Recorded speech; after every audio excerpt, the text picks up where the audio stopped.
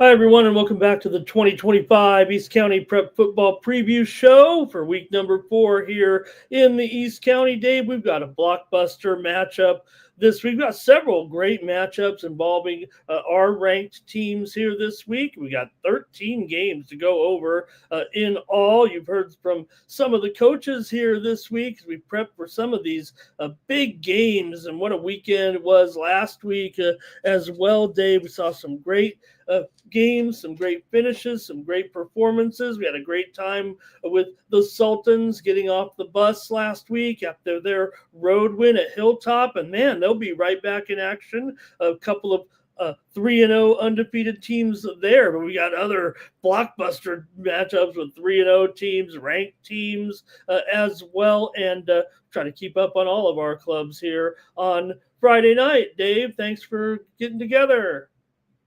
Yeah, I mean, I think the biggest one still, and that they just keep climbing the ranks is staying up for their bid for the Open Division. Is Granite Hills just keeps on a rolling.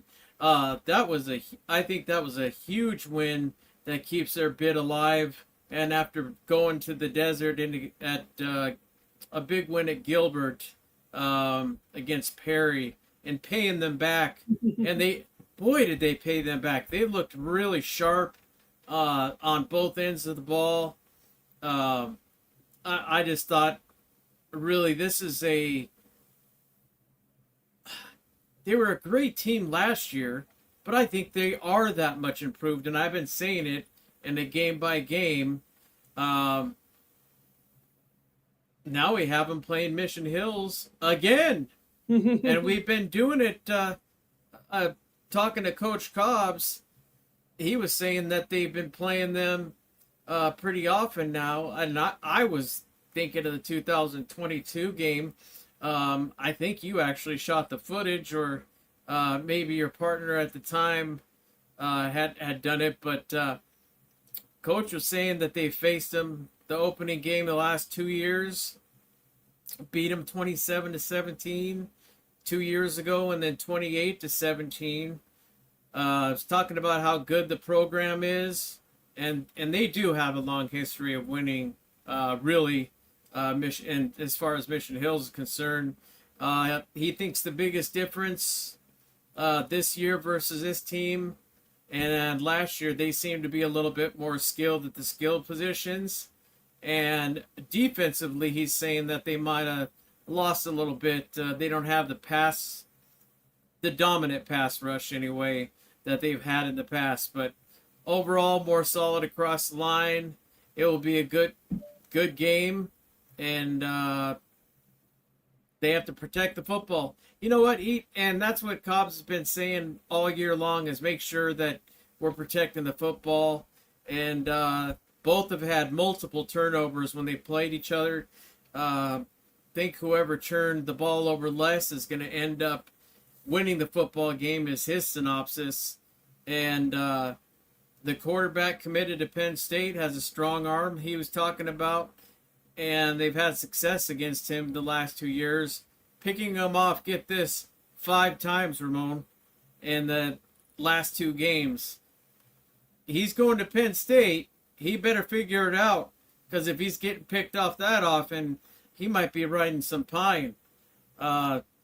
So they're going to make adjustments, obviously. Overall, he said it's a great environment. I think the winner stays in the open division conversation, and the loser, and I'm sure you would agree, Ramon, that they end up falling to a Division I bid. For sure, and let's get into it. This week's game sponsored by Granite Mortgage and Lakeside Equipment. We appreciate those in the chat as well. Appreciate anybody who wants to comment and interact with us there. And hello to our good friend, My House Store Dean, in the chat room for his Army Navy Warriors in that game last week against Valhalla. All right, let's get into it then with that matchup that you just mentioned, Dave. Number 2, Granite Hills taking on number 3, Mission Hills. That's the way we have it, Dave, but that's not the way the other rankings kind of have it right now. Most of the polls have Granite Hills fourth or even lower here. But with as many as 6 teams looking like solid contenders in the Open Division playoffs, this matchup already carries a postseason feel in this marquee matchup. As you said, Coach Cobbs alluded to, this one does feel like a playoff game in week 4 with Granite Hills and Mission Hills, because in previous seasons, we've kind of already been able to whittle down some of the teams and say, it's really these 4 teams, and they're so far head and shoulders above. But right now, this year, it doesn't necessarily feel like that's the case. The standings look to run a little bit deeper right now. You have Lincoln, number 1. They're going to be in for a battle this week, actually, and are an underdog, actually, on the road in an out-of-section game. You have Cathedral Catholic. They've already been kind of put all the way back up to number 2. They haven't necessarily proven that they are back Cathedral Catholic style, but most of the pollsters in the county do think that is the case. I'm still taking a wait and see approach with Cathedral Catholic. I mean, I still have them ranked certainly in that top 6. Mission Hills ranked higher than Granite Hills in most of the polls right now, followed by also other contenders. La Costa Canyon, right. And also Carlsbad, don't forget, they're undefeated. There are some other teams in there like Poway as well. They're they lost last week, but there was one other one I was trying to think this week in that poll. Oh, I know who it was, Dave. It's Carlsbad, and also another undefeated team in there, Rancho Bernardo. They're ranked number 9. Not quite up there. They need to kind of get someone to maybe get upset. And you mentioned what Coach Cobb said about the elimination kind of feel in this game. So do have the hot quarterbacks in Granite Hills' Zach Benitez. And yeah, you mentioned the Grizzlies' Troy Hune, who has committed to Penn State. Granite Hills may be underrated a little bit here by those polls, because I have them higher right now. I agree with you. I think they look like an improved team from last year. So that's why I'm keeping them up there right now. And maybe we put a little East County bias in there. But Benitez, he's 3rd in the section with 865 yards passing this season, and looking to make another championship run. So also don't forget Granite Hills' Davion Williams, 250 yards rushing. So there is a balanced attack here by the Eagles. You mentioned those previous 2 games and last season, right? Interestingly enough, you mentioned that Eagle game in 2024 was at Mission Hills here. So they're really playing them back-to-back years on the road. Of course, the Eagles did go on to, win that game. But later on in week 3, they lost at home, remember, to Perry. So if you're kind of comparing it, right, the Eagles just went on the road, and that was a great game, and they won it pretty convincingly. But compared to last year, it feels like right now the Eagles, to me, feel like the better team. Yeah, better team than last year. I don't know in this matchup, but this is going to be tough. And that's kind of strange. And they didn't play Mission Hills. They weren't on the schedule in 2023, but yet they were in 2022, which you guys covered that. I wasn't. Yeah, no, they played 2023. Like Cobb said, they opened the season against Mission Hills in each of the last 2 seasons. Okay, yeah, and that was the one I would. The reason I'm saying that, it's pretty funny. I was watching. I go back and watch some of the older footage, and I think it was yourself or your partner at the time, and it was kind of nice to see the coin flip and everything, and all that good stuff. But yeah, it looked pretty evenly matched, but there was quite a bit of turnovers in that game. So I think Cobb said it the best. I think that whoever can take care of the ball and not turn it over, that is who's going to win. And right now, I, not just being a homer, I'm just saying that Granite Hills has a better team, and I think that they're going to go on with and go 4-0. Not to say anything bad about Mission Hills.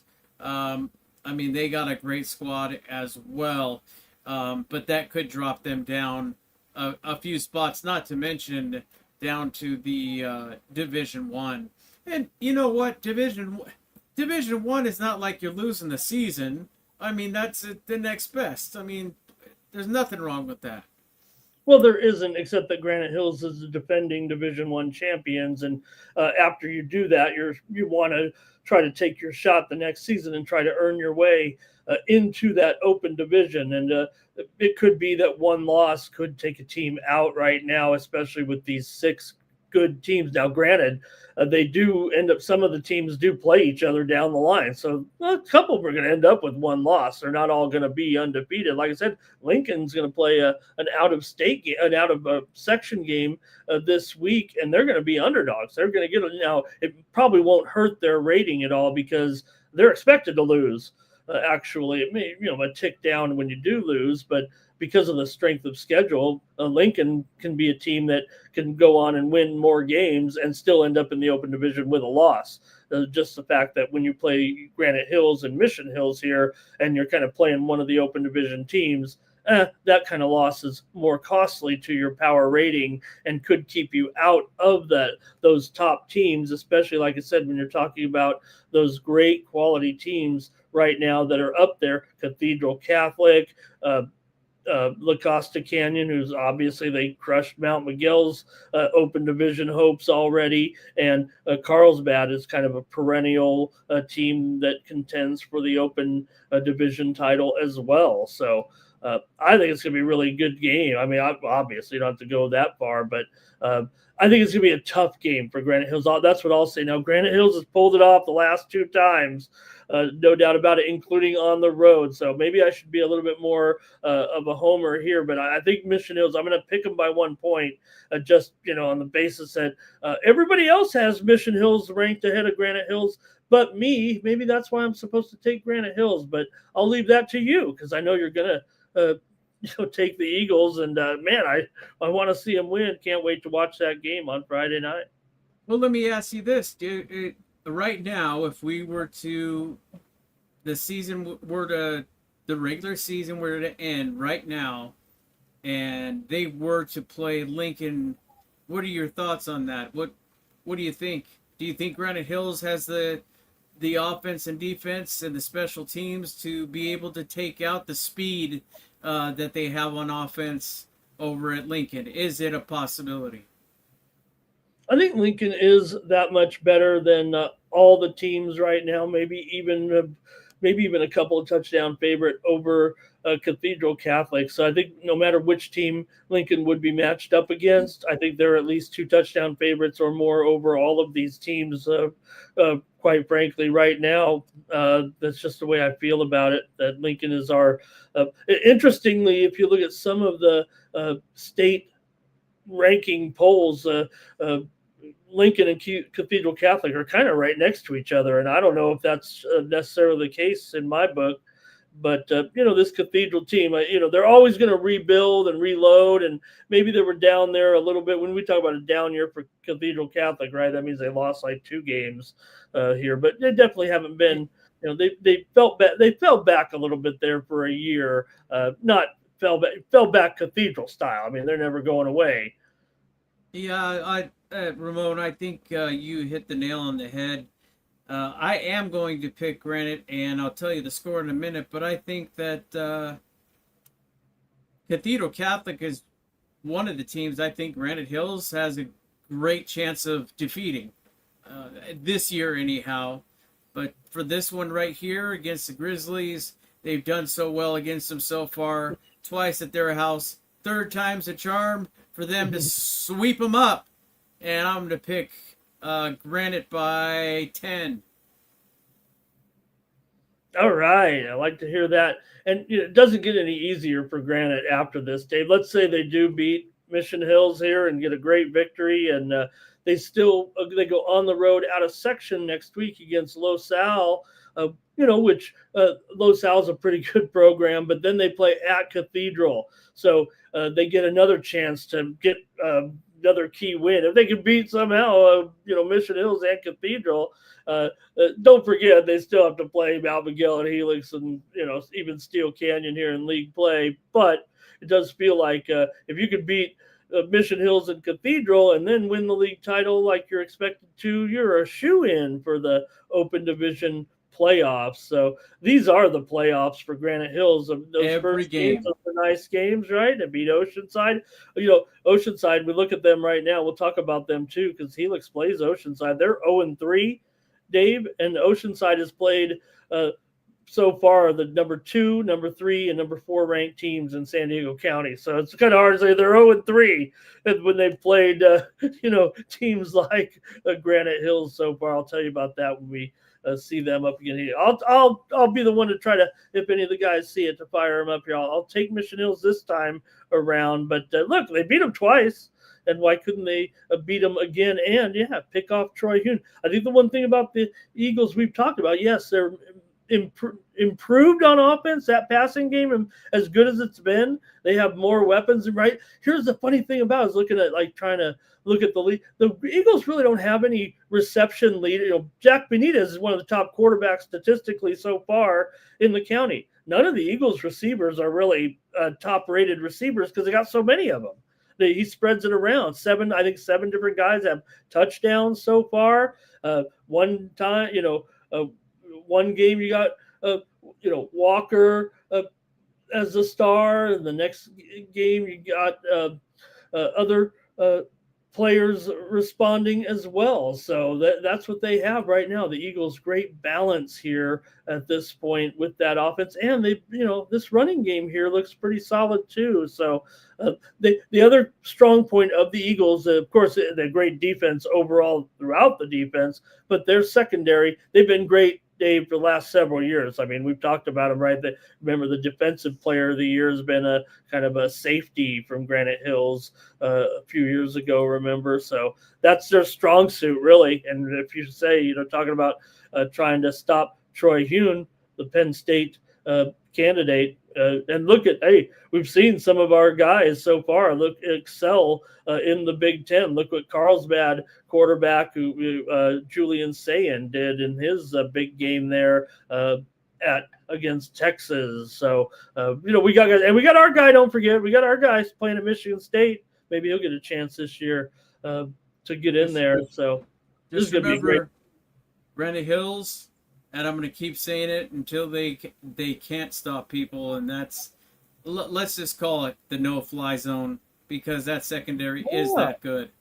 I like that.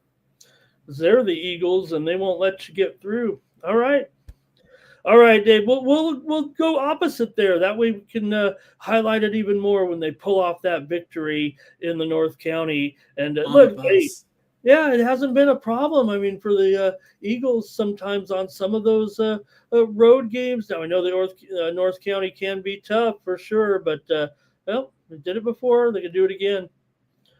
Okay, great one here. Next up, we're going to have two basically top 10 teams going here when number 11, Torrey Pines, takes on number 9, Mount Miguel. Both teams are 2-1. Man, Dave, we think about the Matadors as that high-flying team, great offense, great speed. They could even get out there and run it too with really the best speed probably in the East County. But last week it was a defense, Dave, that shut out the Loyola Cubs of Los Angeles. That was impressive because really, Mount Miguel, they'll kind of get you in a shootout, really. But last week to shut out Loyola, that was great. And that was probably one of the best performances for a Mount Miguel defense in quite a while. They've had other shutouts, but I don't know if it's kind of the notable as beating a team out of section like that on the road, especially because they gave up 46 points to them last season at home and lost that game to Loyola. So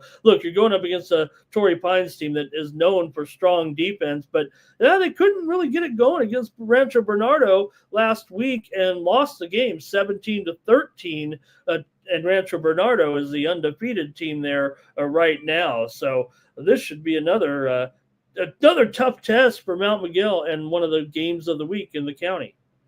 So once again, let's see if that defense digs in, and let's see if they can put that pressure on their quarterback for Torrey Pines, and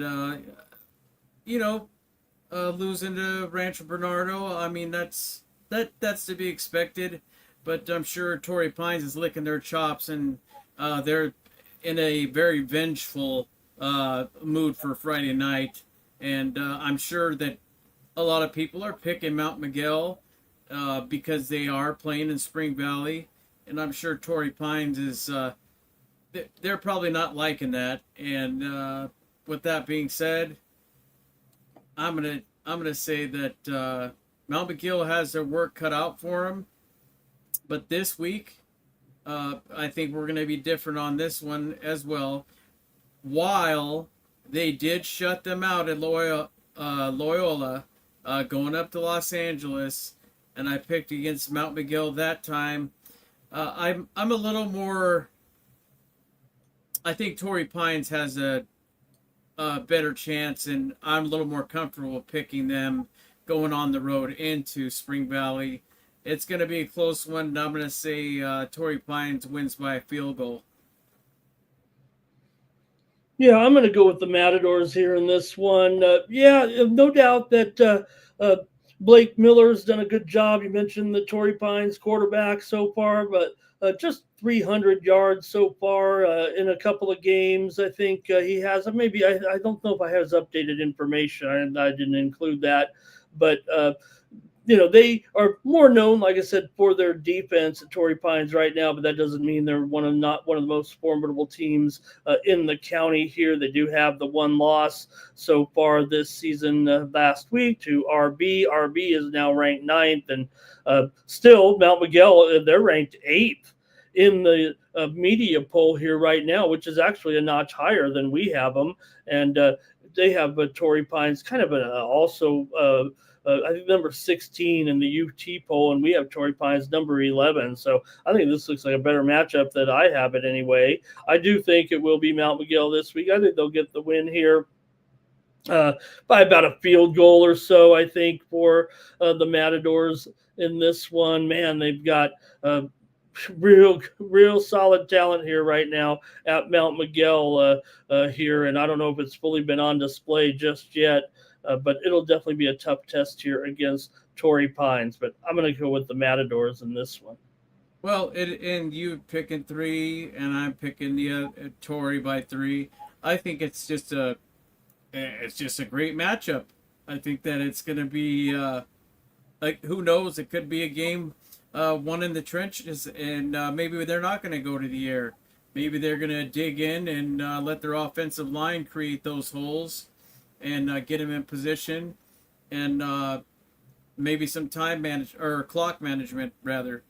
So, yep, you got Mount Miguel by 3, and I got Torrey Pines by 3, and we are moving on.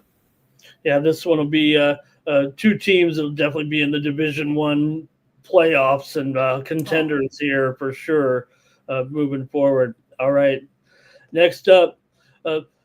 The number 21 ranked Helix Highlanders taking on number 24 Oceanside. Dave, Helix is coming in here off of a win. Great job by the Highlanders. This is a rivalry that goes back 25 years, and mostly these two teams meet in the CIF playoffs. That's where the rivalry kind of exists. These two teams have met in big playoff games, in CIF championship games.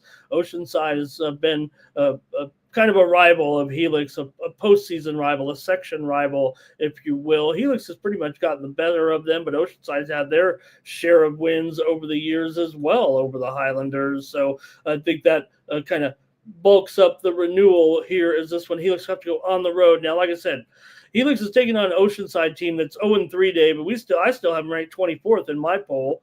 Listen to who they've, who Oceanside has lost to so far. Like I mentioned, they're the number 2, number 3, and number 4 teams in the county. Who makes this schedule, anyways? I wouldn't want that schedule. They've lost all on the road at Granite Hills, at Carlsbad, and at Mission Hills. 3 of the top teams in the county. Well, I guess they'll be ready when Helix comes to town. The Highlanders should expect to win, but the Pirates are definitely one of those better than their record indicates type of teams. Last week, Helix kept the Saints off the scoreboard over the final 3 quarters in a win over the winless Saints. They're kind of in that group too, but not quite like Oceanside. Saints are also 0-3 this year and pretty good. But Lee Norman Lester, the Highlander quarterback, 157 yards of total offense. He threw for a touchdown. He rushed for a touchdown. But the new name to watch out for with Helix right now is sophomore Bryson Callaway. He had a breakout game rushing for 150 yards last week. We always think of Helix as having a great running game, but really the one thing that's kind of been missing, it feels like, over this last season and plus that Helix has been trying to find its way again is they haven't had that bust out running back. They've kind of had to rely on the passing. Having a guy like Callaway, if he can step it up like this, will allow Norman Lester to kind of open up the passing game a little bit. So we could compare a little bit, Dave, with Oceanside, that Oceanside game that Eagle game that Oceanside had. Oceanside lost 45-29 to Granite Hills in that game in week number 1, was it? Yeah, week 1. Yep. So we know that, Helix has been losing to Granite Hills here over the last couple of seasons now, with the Eagles being the best team in the East County. So this one looks tight. Well, and it goes all the way back. I can remember Helix and Oceanside at Jack Murphy Stadium, the Q. Those two teams they were playing at that stadium for years, always making the open division. Helix always making the open division. But times they have changed. I never thought I'd see Helix in the positions they've been in. But, I don't think their record speaks for them as well. I'm going to tell you right now that the way that Lester Hayes stepped up, I think he had a little more patience in the pocket and stepping up and throwing the ball. And I think that's going to be the key. And then maybe a couple of runs. He's not he's not a slow guy, and I think he can have a couple of guys miss him. I just don't think Coach likes throwing him out there and having him run the ball the whole time. I think that's what it comes down to. But he definitely has the arm. He has the accuracy. And the defense, hey, hats off to them last week. Definitely, Highlanders got their first win. I think they have a very good chance of beating this Oceanside team, especially, and I know it's Granite, and that's why they beat, but they played the top talent. But I don't think Oceanside, even with the 0-3, you're saying that record doesn't speak for them. But I still think Helix is better. And I think that Helix is going to even it up at 2-2. And I'm going to pick Helix by 7. All right. I'd like to hear that for sure, Dave, with the Highlanders going up there and winning. In 2001, Helix beat Oceanside 41-30 in the championship game. Then they played again the next season at Qualcomm Stadium, and it was Oceanside that came back and won 42-14. Remember, man, it just seemed, I know we harken back for those days when it didn't matter that, they'd have, I don't know, some of those games got to be about 10,000 fans for sure, but, it looked kind of desolate in there with the championship games were on Qualcomm, but it was always such a big deal for the kids. You kind of hope that we could get it together and get back to at least Snapdragon Stadium. We are there for some of the big open division games, but not at all of them. So it just give them a chance to play in the big stadium, even the smaller divisions. You wish they could. Oceanside won the championship in 2004. 27-10 over Helix. So you can see this rivalry has gone on forever. In 2006, Oceanside won 14-7 in the championship game. They also beat Helix in 2008 at Qualcomm 23-19. They beat Helix at Qualcomm 26-10 in 2009. So I said Helix has had the better of it, but I was thinking back 2011. Helix did win at Qualcomm 44-6. So you can see how frequently these two Yes. programs have met in big games, big playoff games, and championship games, and they both just need a win here right now. I'll take the Pirates by a couple of points here. We'll go against each other again. And Just and do it. and that's why I brought it up. I just remember how many times they play every year. I'm like, Dad, is it the same two teams again? Now, my question to you: were you able to be on the sidelines, or was that my dad's games? Was he the sole coverage of those games back then? No, he'd go down there and he'd have another reporter with him, or so. I was just, uh, you know, going out to the third string game there, so I would watch some of those games on TV. I think I did go to one of them actually there and worked some sideline quotes or something like that with him. But uh, you know. Uh, I just missed the games at Qualcomm there. We used to go see some of the other teams play in there too, like the El Cajon Valley Braves, the Monte Vista Monarchs, and other championship teams. So, hey, Reggie Bush kind of made some of his some of his highlights in some of those Oceanside games as well. So, all right, that's going to be a great one, a great rivalry renewed when Helix takes on Oceanside Let's up go at Highlanders. side.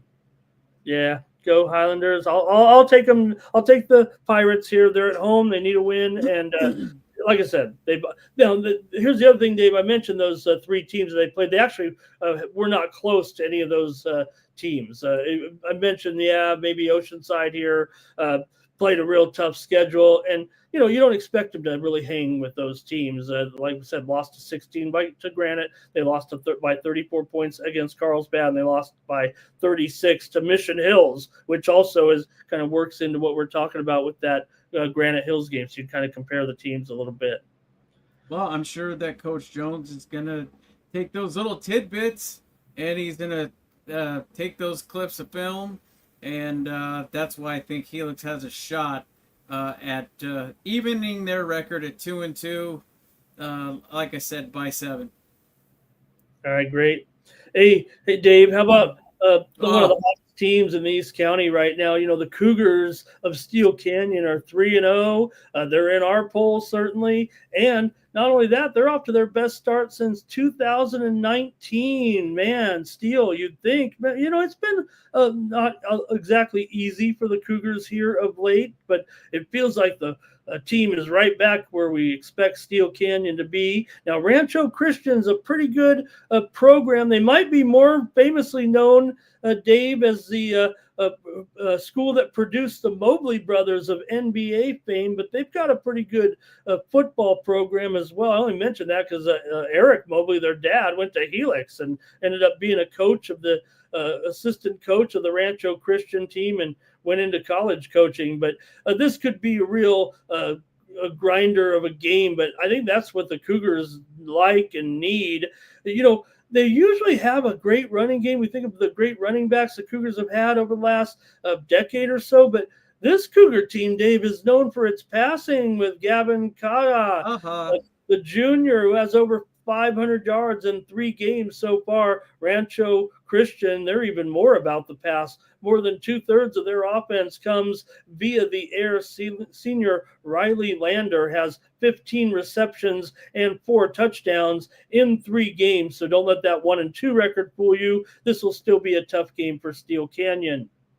Well, I also want to say that I see number 23, and I think that this Steel Canyon, maybe not at first, maybe not the first game, maybe not after the second game, but I think Helix is much better than that number 23. I would even say number 20 at this point, and I think they beat Madison. They did well there, and then their win last week. I really think they're coming into their own.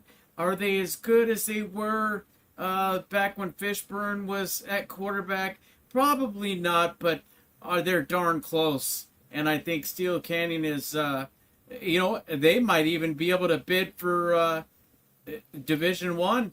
You never know. could come down to them in Grossmont possibly for. I'm just saying. I think they're a sleeper. I think that Steel Canyon is a sleeper, and I think that if Rancho Christian sleeps on them, Kaha and crew are going to tear that secondary apart. Yeah, we'll see if these guys can sneak into Division One. You think about it. The top 20 teams would be top 4 teams in Open. Then you got the next 16 teams in Division One, and you see Steel Canyon, you're 23rd, but that's right outside the cusp of where a Division One would be the cutoff. Of course, San Diego does not seed their teams in divisions like many other sections do. That's gotten them a little bit of criticism, the way they run their playoffs, that they chop up the divisions after the regular season. But that's just the way we do it down here. So I think the Cougars can go in and win this game the way they're playing right now, man. It feels like the Cougars are back. It's just unfortunate they're in a division here with Granite Hills in our league, right? Granite Hills. But from there, I would think the games against Helix, maybe even against Mount Miguel, that Steel Canyon's going to be live in those games this season. So those will be great games. And not that the Eagles aren't, a target of these other teams in the Hills League. It's just that the rankings kind of say that the Eagles are, kind of ahead of the teams. But Steel Canyon's looking great right now. I think they can go on the road and win this one by a touchdown. And let's not forget when they do end up playing Granite Hills. You got a history of those two teams, and Scott Longerbone and Kellen Cobbs being great friends. And I don't know how many. I've seen at least 5 games in my short time. And I tell you what, Steel Canyon and Granite, whether it was at Steel or whether it was at Valley Stadium, I got to see some real crazy games, down to an extra point missed, extra point made, 2-point conversion fake. Oh, there was just so many going into overtime. So look out for that one, kids, because that one is going to be mark it on your calendar, and that one will definitely be one to take the kids out to. But on this one, they're going to just keep on trucking. I'm going to take Kaha and the Steel Canyon Cougars by 14. All right, let's go Cougars. All right, Dave, back in action this week is the Grossmont Foothillers. They had their bye last week, so hey, they're going to head on down the 52 or up the 52 and go out to take on the La Jolla Vikings here. La Jolla bounced back from a season opening loss at Torrey Pines with wins over Patrick Henry and La Jolla Country Day. The Foothillers are led by a senior quarterback, or junior, I think he's a junior actually, Tyler Holmes. Here, Dave Holmes has been terrific so far with nearly 500 yards of total offense, 6 touchdowns, passing, 2 rushing. He's got a great target, and Randy Ballard, who has 4 receiving touchdowns here. The Vikings have a balanced attack and have a pair of receivers with a combined 36 receptions, including one of the best players in the county in Carson Deal. So Grossmont, this will be a tough test for sure for high-flying Grossmont. Well, let's not forget about giving some credit to the defense too, and what they've done with the Ryder and Burke combo in the backfield with the pass rush. I think that's going to be key too, and putting the pressure on that offensive line. They have been stellar. Coach Lawrence told me about the Vikings and what he's thinking is going to take place. He said they're a very good team. The keys are the same: play hard and fast. Want to continue the physicality and toughness we have been playing with, and clean up some of the mistakes. I think he's mostly talking about penalties, and you got to get rid of those false starts. And there's just, if you're gonna win these big games, you can't have any of those, and you can't be backing up all game. So with that being said, I think, and at the beginning of the season, being told that Grossmont wasn't going to be as stellar as they were the year before. Let me tell you something. This Grossmont Foothillers team, I think, can hang with just about any team at their level. And, you know, they moved to the Valley, but they're just as capable of being in that top four and winning that Valley. So against La Jolla, they're traveling. This one's a tough one. I'd really like to take Lawrence and his defense and the high flying offense, but I'm going to go with the La Jolla Vikings since they are playing at home, and I'm going to take them by 3.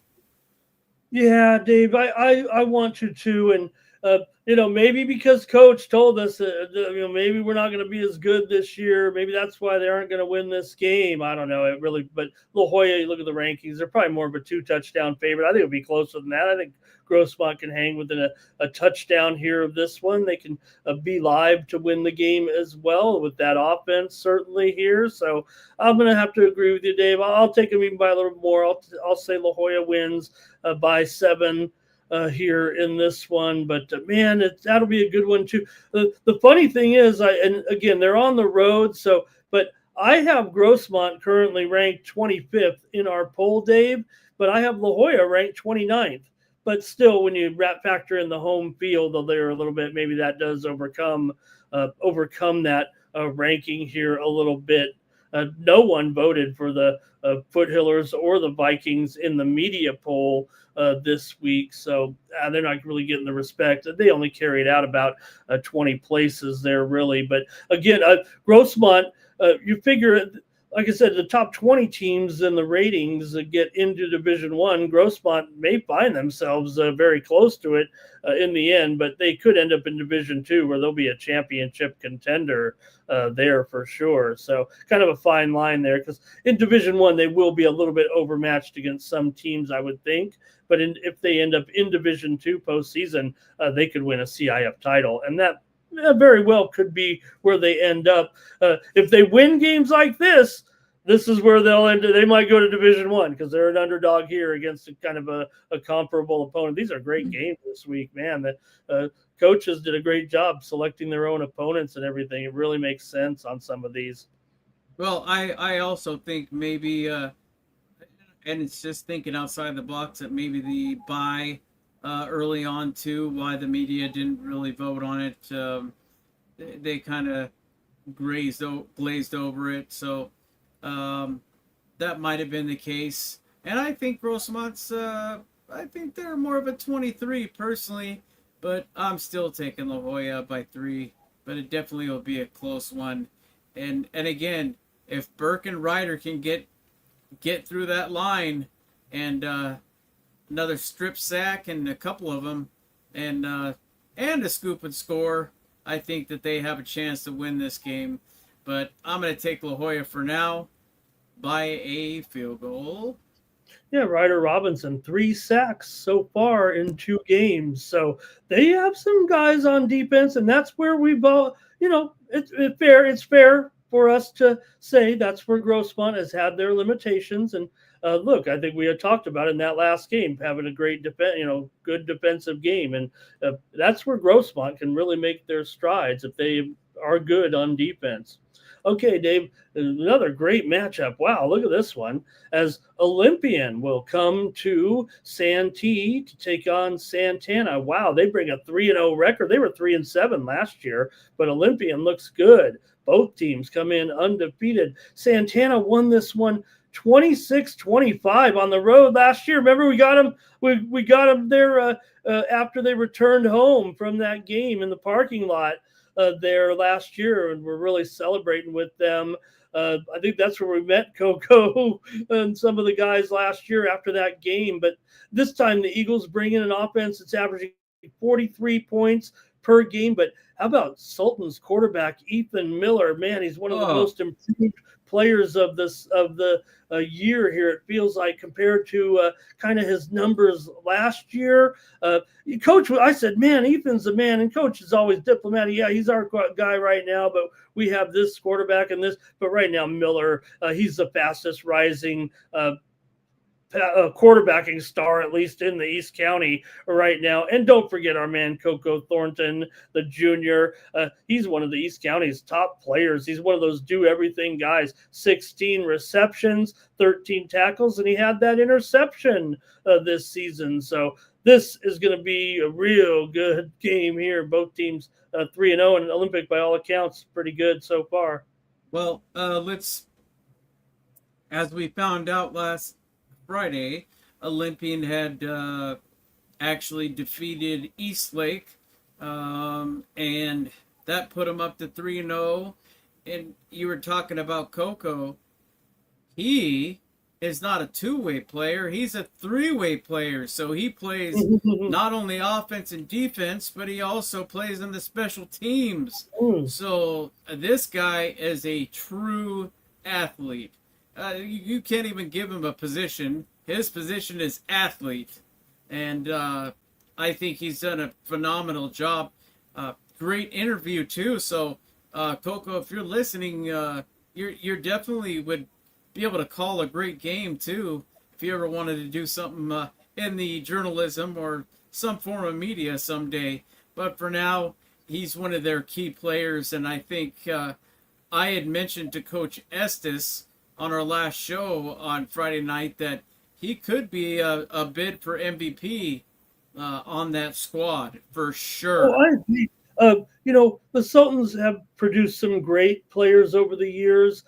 Thornton, look, I'm not saying he's a late bloomer at all. He's a junior, but sometimes it is hard for the Sultan players to get kind of discovered or get scholarship offers. I'd be real interested to see what happens with Thornton.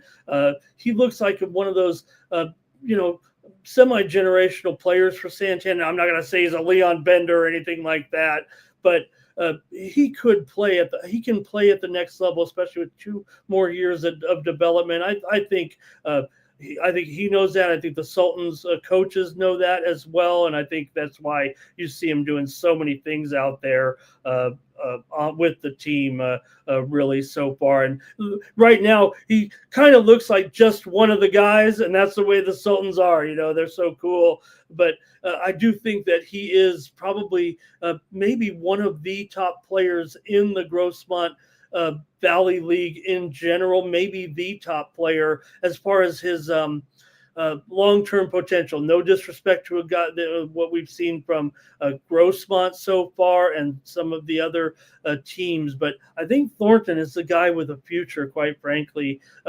We all want our guys going, whether it's at Grossmont or at junior college or going up and playing some small college football. But I don't know. I think Thornton has that it factor about him.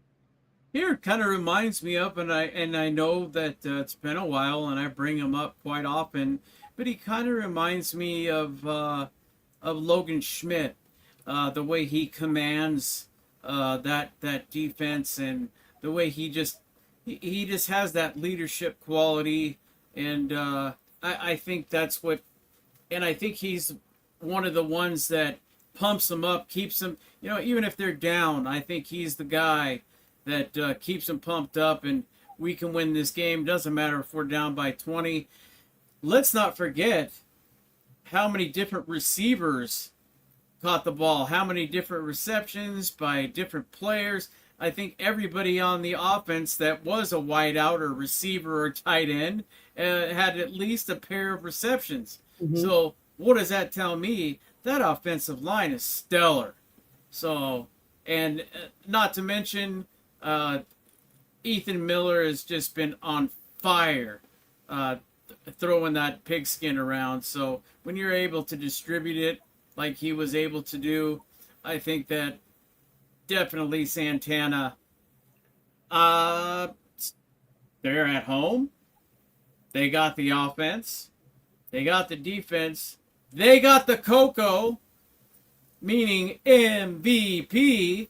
So I would not be surprised if he even breaks through and gets a couple of sacks and maybe even a couple of turnovers himself. So, with that being said, they play like they did against the Lancers last week. I'm going to say right now, yes, Olympian beat Eastlake, but how good was Eastlake really? I'm going to say Santana wins this one at home by a pair of touchdowns.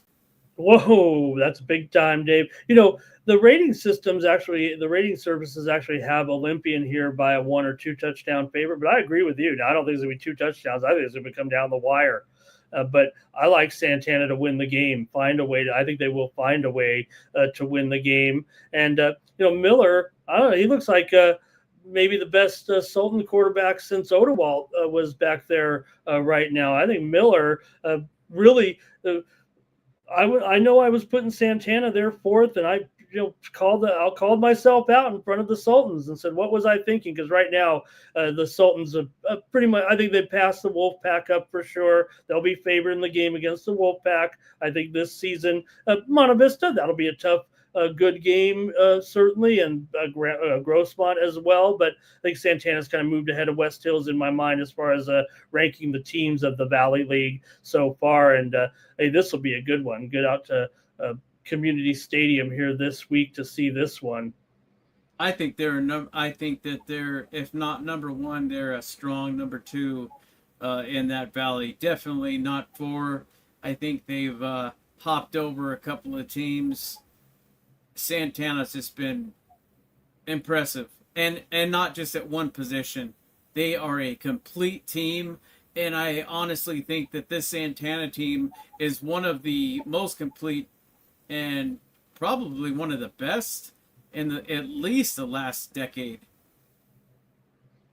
Yeah, Santana certainly had their share of good teams here, but it always seems like they were, remember they were the champions of the pandemic season, and we're not, I'm never saying that was a mythical title. That, in fact, you and I would argue that was the most important season over the last, maybe ever. Right, those 6 games that we played that spring. Santana actually played 5, I think, but finished tied for first, remember, in that Valley League of that year. So, okay, let's move on here right now. Thanks to everyone there in the chat. Want to say thanks to Farnsworth Honda. Really appreciate you. PJ was in there. He said, Dave, he said, are you sure you want to pick Oceanside, Ramon, over your... Maybe I just sat through too many of those championship games, right? That Oceanside won. Okay, let's look at the Monarchs next, Dave. I'm going to bounce around a little bit and get to this one first. My. Yeah, because look, you got the 2-1 Monarchs taking on a 3-0 Coastal Academy team, and they're good. They're good for this level, if you will, right? They're come in here undefeated right now, and yeah, the Monarchs do have a loss here, but Coastal here comes in at 3-0, and they run more than 70% of their offense on the ground, led by Nolan White's 271 yards and 5 rushing touchdowns so far. But the Monarchs here got to slow down an offense that's averaging 38 points per game. They have junior Dion Hunter, who rushed for 242 yards last week. I don't want to say you and I could suit up at running back for Monte Vista and have these guys are talented, but from all the years of different running backs that go through here right now, Hunter Jr., he's the next guy. He had 4 touchdowns also in last week's game. This is going to be tough. And in fact, I believe the rating services, though, they have the Monarchs here to win this game. Could be a little bit of a class difference here.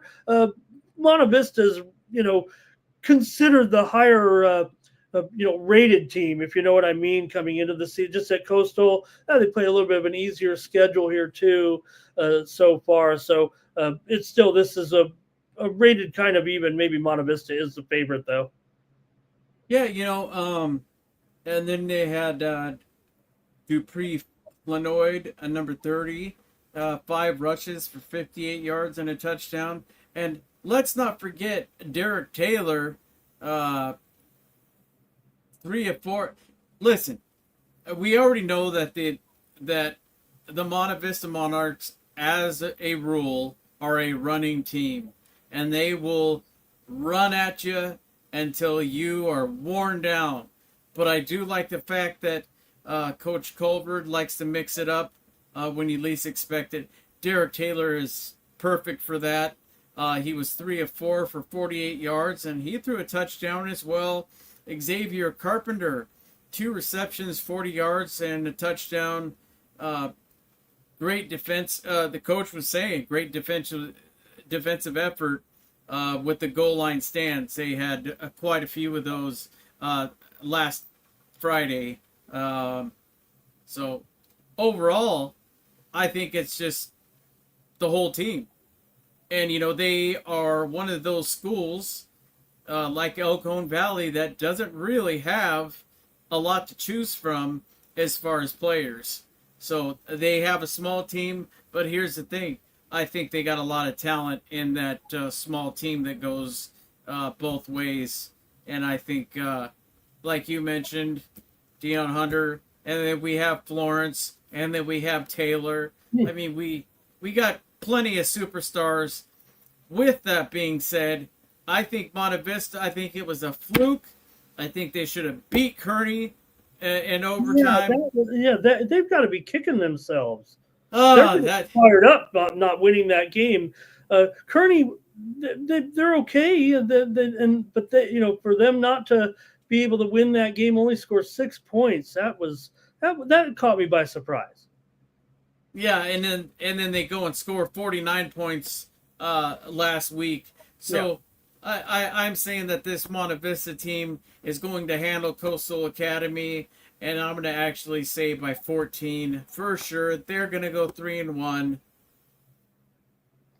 Yeah, the rating services have one of them says Monte Vista by 3 or 4 points. The other one has them by 3 touchdowns. So I'm going to go with you, Dave. I'm only going to say they win by about a field goal here. I think the ratings would say they should win it by more, and so maybe I should say so too. But I definitely will take Monte. I'm going to take Monte Vista. They may have to fight for this one here, but maybe I'm thinking of that Kearney game in the back of my head and how disappointed I was that they did not win that game. They should come in 3-0 here for sure, but we're not going to doubt the Monarchs. They're looking pretty good here so far, no doubt about it. Okay, let's go to Dave. You know what? The El Capitan Vaqueros, you can forget about those first 2 games where they didn't. If they can win this game here against Bonita Vista, who comes in 0-3, El Cap should, be favored here and win this game. They'll be 2-2, right? And they'll be boost their confidence here. Remember, I said they got to kind of win these games to make sure that they, because it's going to be a tough season in the Hills League, no doubt about it. But the Vaqueros earned a confidence-boosting win last week over Chula Vista. So invite another team from the South Bay here that they can beat. I think we can do it here. They can take care of Bonita Vista. You mentioned last week, Hayden Passanisi. He threw a 45-yard touchdown pass to Logan Dulea, a senior in last week's win, while sophomore running back Michael Castillo rushed for 106 yards and a touchdown. Remember, you got us the late-breaking info there. And junior Michael Valencia had 5 receptions for El Cap as they finally broke that scoring drought to get that win. Now, the Barons are a team that runs the ball about 75% of the time, but they're averaging only 173 yards per game, and no receiver on the team has more than 3 receptions. So as much as El Capitan struggled in their first 2 games, I think the fact that they beat Chula Vista, I think that means they should be able to beat Bonita Vista. Yeah, absolutely. And I can tell you right now, that's they're wearing the right colors for a steel curtain, because that's exactly what the defense is as far as Coach Sean McDade and his as the defensive coordinator. They're definitely a wall. If they try to run against them, they're not going to get very far. They may get a couple of yards. Maybe they'll get through once or twice, but that defense is what's keeping them in the. I mean, even in those 2 losses, they weren't scoring very much at all. So, and I mentioned to you before that Michael Castillo, I believe that was their second game. they started going to the ground, and lo and behold, he was digging in and he was picking up yards here and there. So I think if they get this balanced out, and I don't know if they're going to do both quarterbacks. Maybe that's the plan. I'm not too sure. I put a call out to Sean McDade. I was wondering if that was going to be something that they were going to do, whether it was going to be Hayden or Venegas. But either way, I think that with the combination and the running game and that steel curtain defense, I'm going to definitely take El Capitan Vaqueros to get their second in a row and even it up at 2-2. And I'm going to take El Cap by a pair of touchdowns easily. All right. I only have him here by a field goal, but if Passanisi continues to improve, I think he is going to be. Maybe we will see a little bit of both quarterbacks. I did last week, but Passanisi had far the better statistics and more volume of snaps, I believe, and more attempts. So I think maybe he's worked out some things here, and going against Benito Vista, no better opportunity to get a little bit of confidence built up here. I'll take El Cap as well. Now, before we get to the next one, it's a little late. I know we already talked about Helix, but Coach DeMaja Jones has sent in a couple of quotes because I'd asked him what he thought about his game, and he said the offensive side looks the part. I think they played two open teams and a top Division I team so far. And that's in reference to who they're playing. So their record is not an indicator of how good they are as far as Oceanside is concerned. Mm-hmm. I personally think they're very talented, and we will have our work cut out for us. Lee had a great game last week. We emphasized running more with him. It's kind of funny because I said, coach probably doesn't want to run him and get him out of that pocket, but sure enough, he's talking about it right here and is super electric with his legs. So, I digress. He is going to be running a bit. His O-line did a great job giving him the running lanes, and that was from Coach Jones. So, we're going to see some Lester Hayes running against that Oceanside team. Thank you, Coach Jones. Hey, better late than never. Always like to get some quotes from coaches about the games coming up. And, Coach, I did pick you. And you should win that by at least 7 points. Yeah, we'll see how it works out for Lee Norman Lester of the Highlanders. Okay, let's move on here to the West Hills Wolfpack are going to be on the road looking for a victory here, taking on the Morse Tigers. Now, we did, see Morse here last week against Steel Canyon. There was no contest, so hopefully the Wolfpack can take a lesson there from the Cougars and go in there and beat Morse. But this was going to be a lot closer, obviously. But the rating services, Dave, have pretty much West Hills by 3 or 4 or by two touchdowns or more here against Morris. So the Wolfpack may be 0-3, but they were great defensively last week against an undefeated Mira Mesa team. So that had to show a little bit of promise here. Meanwhile, Morris, they were overwhelmed in that game against the Cougars. So West Hills relies on that defense. Zach Bondurant has 2 sacks so far this season. The Wolfpack also have 3 interceptions, and they'll have to stop Superior Garor, who is a running quarterback, a dual threat quarterback who has 536 yards of total offense. It's one of the top offensive yardage producers in the league, in the county, actually, so far. He's rushed for 4 touchdowns and thrown for 3 more. I don't want to say he's a one-man gang, but Morse, they're 1-2, but West Hills is, I believe, expected to go in there and win this game. Well, let's just not just the defense, but let's look at the last under 5 minutes of the fourth quarter. And West Hills almost pulled off the win. They almost pulled a rabbit out of the hat. I mean, if it wasn't for an incomplete pass, if it wasn't for earlier a penalty on a Hail Mary, which gave the field goal, the 40-yard field goal to Mira Mesa, it could have been a whole different ball game, could have gone into overtime. So they kind of shot themselves in the foot at that time, but I think that West Hills definitely don't look at their record because I think they've been playing very good defensively, and I think they're getting their offense on track. From what I understand, this came from Coach Ash of the West Hills Wolfpack. Thought Morris played their best game of the year against Steel, and you got to give them credit because they were playing Steel Canyon, and Steel Canyon is really come up and playing and defending a quarterback like Kaha the way he's been slinging the ball. Game was closer than the score. He said he's going to have a tough time stopping number 0. Offensively, we are struggling, which I don't understand. Yeah, struggling with a few playmakers out. So that must be offensively why they're. I don't know those names. Coach should not give those to me, and I think for a reason. But they said they're going to get the ball out to their guys they trust as many times as possible. And with that being said, I saw it quite often. Don't be surprised if you see number 8, if you see Dill carrying the rock and throwing the rock.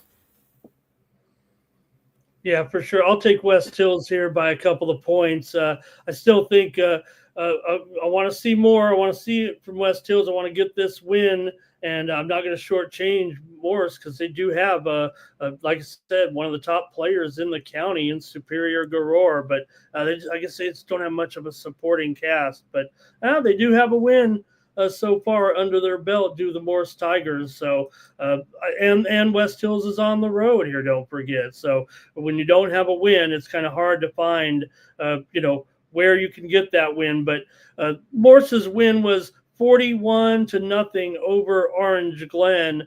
Just to let you know, Orange Glen, where they rank. I mean, they're playing the Braves this week. They're kind of down there playing those type of teams. So that was one that Morris was certainly expected to win. Morris was 1-9 last year, Dave. Remember, Christian beat them 49-0. Last year when West Hills played Morris, it was 7-0. West Hills won that game at home. Well, I can tell you right now, I definitely think West Hills snaps their 3-game skid versus Morris. Even if they are on the road, I think that they are very capable of getting the job done. It is going to be a close one, but even with the injuries he's talking about, I think it's going to be a 3-point game in favor of the Wolfpack. I'll take the Wolfpack with you. All right, Dave, we got a few more games to go here, and this will be, it looks like a good matchup on paper there, but it's going to be a tough one, man, when Valhalla goes on to take on Ramona here, Dave. Yeah, Valhalla, they definitely had 2 tough games here so far, and we know my house store Dean, our friend in the chat, is our Army Navy supporter, and West Hill. I mean, Valhalla did an okay job in that game. They lost 42-13.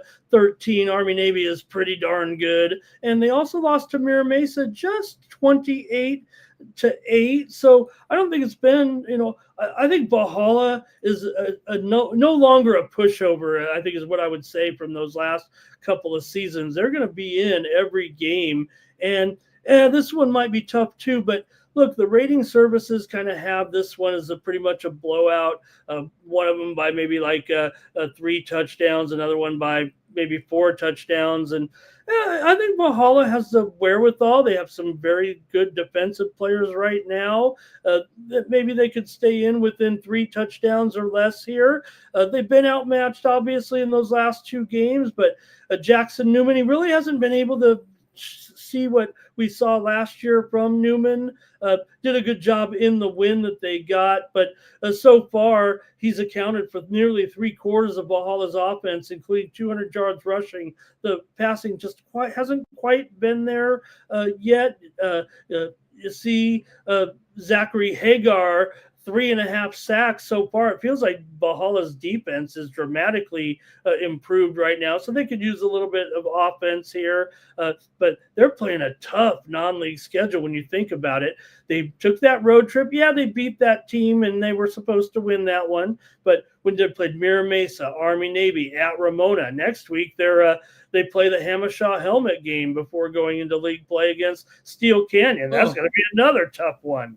So we'll see. Ryan Shaw threw 3 touchdown passes in last week's win for Ramona. Ramona forced 4 turnovers. I think the one thing, Dave, about playing these tough teams that, yeah, I think right now I still have Valhalla behind the top 4 teams in the Valley League, but I think they can beat 1 or 2 of those teams at home this year. I don't think they're going to go, with just 1 win in league play. I think they'll get 2 or 3 wins actually, and I think they might end up being a spoiler in there in the Valley League, and they're not far off of those top 4 teams, but I certainly have to think they are behind them still. Yeah, and I was wondering too. It could be I didn't see him, but is Sacco injured or what's going on there? Because I don't remember hearing anything from him, which has been pretty quiet. Well, he's right here behind me, Dave. I mean, what are you expecting here? The Valhalla passing game has not quite matured yet here this season. I think with Jackson Newman, maybe we were expecting more, but he has been able to take off running and do a good job. So again, I just think they've been up against tough teams, so you don't quite see the passing statistics right now, unfortunately, for the Valhalla Norsemen that maybe we're expecting. And quite frankly, it's not going to get much easier here, I'm afraid, this week against going up to play the Ramona Bulldogs there at home. I think that the only thing really that I'm just hoping that the defense steps up and limits the amount of points that are scored. Hopefully limits to field goals at most so they can stay in the game. But with that Ramona team, and from what I've seen, I think I'm going to have to take Ramona by 14 at least. Okay. Yeah, there are 4 different receivers for Valhalla that all have 3 receptions so far, including Sacco, including Jaime Pimentel, also including in there Marcus Martinez as well. So they're getting the ball out there with Newman so far, but just hasn't been not enough here at this point. They've only attempted 27 passes this season. Wow. Run 76 times, so they've been trying to keep the ball on the ground, and it feels like you probably need more offense than that, especially against a team like Ramona. I'm going to take Ramona here by at least 3 touchdowns in this one. All right, thanks to the folks commenting in the chat. My Storehouse team says it's going to take a couple years for Valhalla to get things together. I think right now I feel like Valhalla is kind of getting things together. I don't know how much more they can improve, especially given what they've done in the past few years. I feel like this is kind of the peak. I feel like this is actually the best Valhalla team in the last couple of seasons, quite frankly, here right now. So, okay, let's move on here. We got a couple more games to talk about. Appreciate everyone joining us here. How about the El Cajon Valley Braves? They're going to go on the road here looking for a win, Dave. I said they need to win these games. The Braves are in danger of already this season not making the playoffs. I hate to say it like that, but they have to win at least one, if not both, of these last 2 non-league games, unless they can pull off an upset or 2 in league play, because not everyone makes the playoffs. Believe it or not, Dave, there's a few teams that, if you end up on the bottom of all 84, I want to make sure I get it right, Dave, of how many teams. I think we got 80. I don't be wrong. There's some teams that are in that 5 AA division. So, still, though, if you end up on that last group, I think you actually get there's 64 4 teams. I think maybe they all do make. I don't know, but nonetheless, I shouldn't overstep my bounds. Braves are on the road here against Orange Glen. They've been close in every game so far, believe it or not. And Orange Glen, they're kind of in a similar spot. They've kind of played teams that they're supposed to beat them, but they do have a win. Last week, Dave, Elkhorn Valley turned in an awesome play. There was a fumble, and senior Aiden Dixon picked it up, and he's made big plays already this season. He rumbled down the field. I thought he got a touchdown. I don't know what the reps were looking at. He was tackled, and they said his knee was down, but they got the touchdown eventually. Leo Jones cashed in. Also, they had a 46-yard pass from Jakari Wash to Vabe Mossman to set up a score. They almost won that game last week. Patriots, meanwhile, have rushed for 427 yards and passed for over 200 yards and had 8 rushing touchdowns so far. So this is going to be a tough game for the Braves. The rating services actually have the Braves winning this game, Dave, by 7 to 10 points to 2 services. Yeah, I believe that too. Orange Glen's really dropped down in the last several years. They used to be up there with the Escondidos and a lot higher ranked and playing with the big boys. But over the years, I don't know what's happened to the program, if they've had less going out for the football team, smaller amount, the JV team, maybe not a freshman team. At any rate, I just don't hear much about Orange Glen anymore, so I can understand why they're down, and that's a good thing. That bodes for Elkhorn Valley, especially being so close last week. This could be the dinger that gets them started, and hopefully this one right here, I'm going to actually go out on a limb and say they win it by 10, and that should get it started. And then hopefully they win the last non-league game, and then maybe a toss-up from one of the teams in the Valley. Right. No doubt about it. The Braves next week.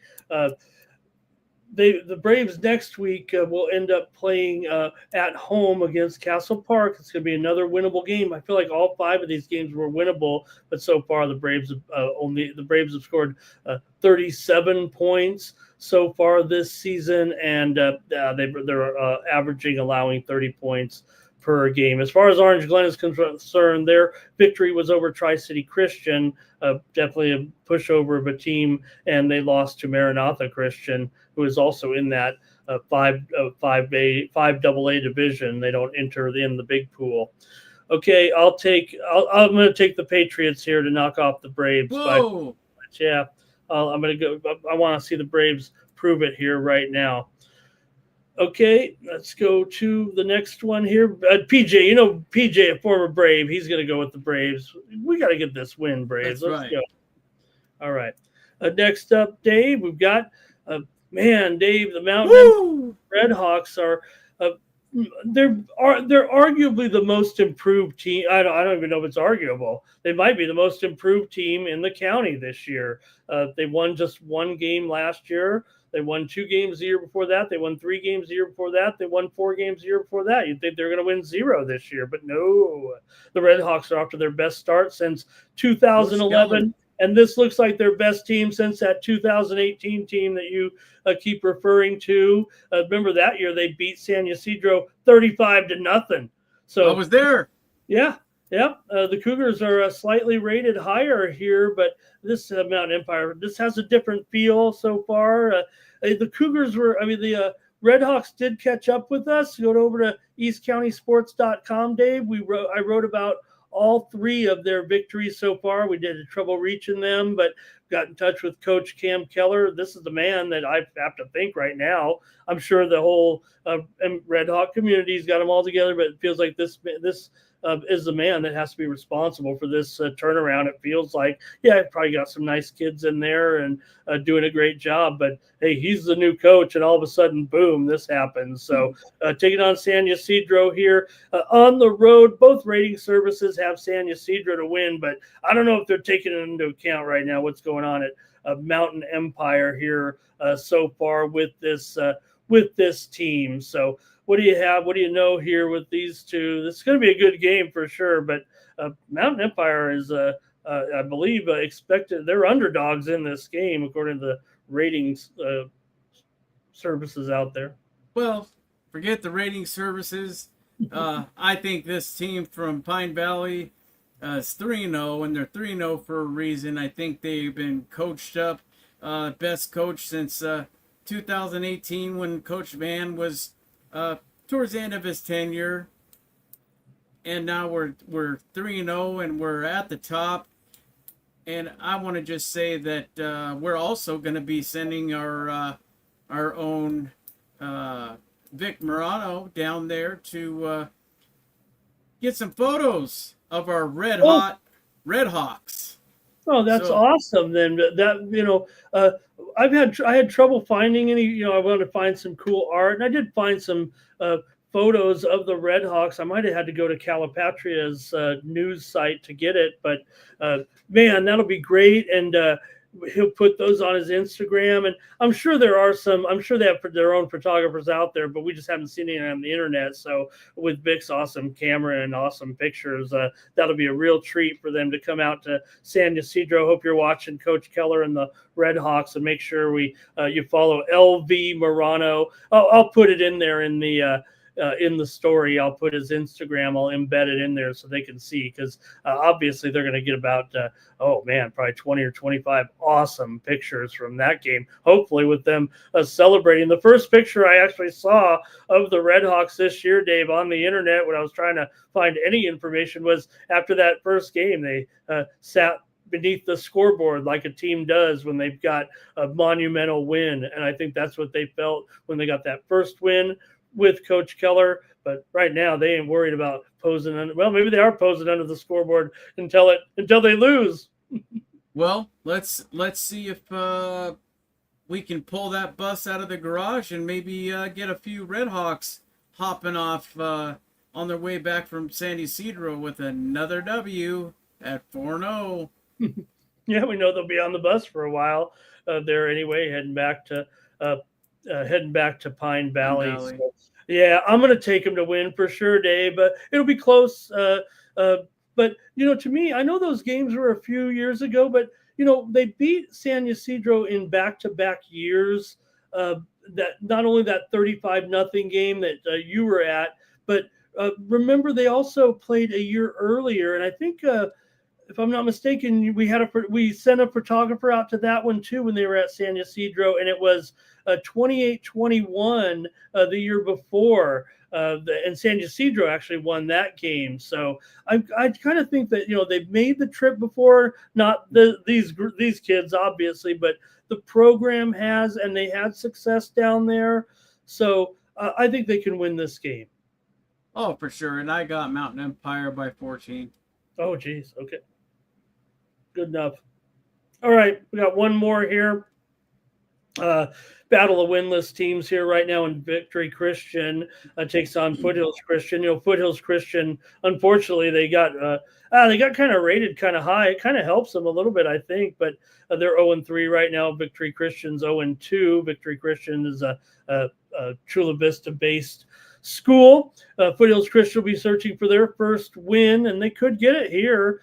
Foothills Christian senior Jack Sudi is 12th in the county in rushing with 308 yards. Senior Mason Wilborn is tied for 6th in the county with 20 receptions. So that says there's some balance on offense of this Foothills Christian team, but we'll see here. They already have a league loss. Last week's defeat was a league defeat for Foothills Christian. So if they had any aspirations of a league championship, they've got to win this one. I think going into the season, if you look at the ratings, they were I think pretty much an odds-on favorite there in this league to win the championship, but I don't think that's the case now. I think the ratings were off.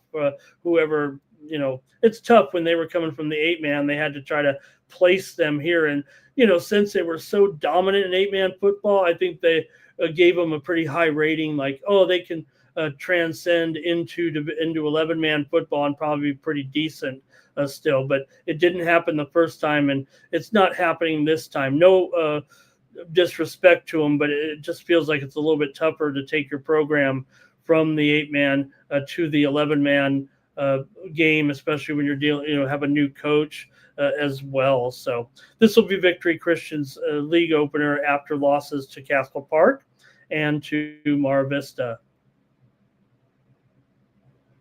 All right. Well, I'm gonna take Foothills Christian just because, and by 3.